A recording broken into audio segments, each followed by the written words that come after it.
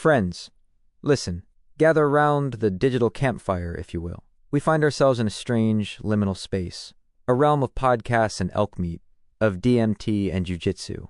We speak, of course, of Joe Rogan. Now consider this: a stand-up comic, a Fear Factor host, a UFC commentator, a purveyor of elk-based sustenance, and a conduit. A conduit for ideas. A torrent of them. From the mundane to the mind-bending. From the historical to the hallucinatory. This man, Joe Rogan, he sits in that studio, that almost Spartan space, and he listens. He engages.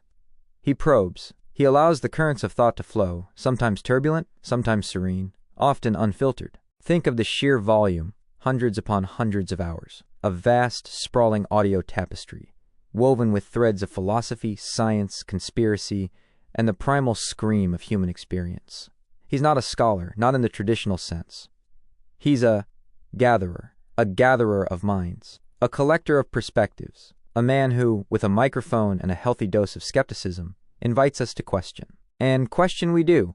We question the nature of consciousness, the origins of civilization, the legitimacy of our institutions. We delve into the depths of the human psyche, exploring the dark corners of our fears and the soaring heights of our aspirations.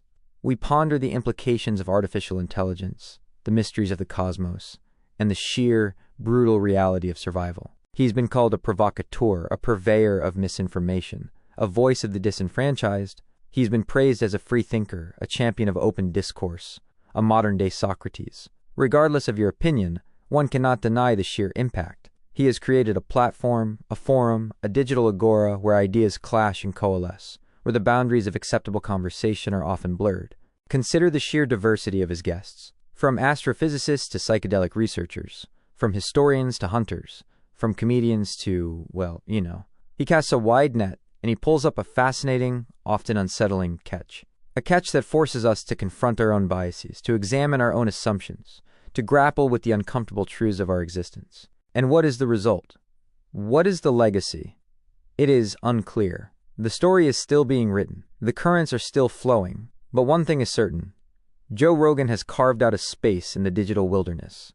A space where the human voice, raw and unfiltered, echoes into the vast expanse of the information age. A space where we are invited, nay, compelled, to think,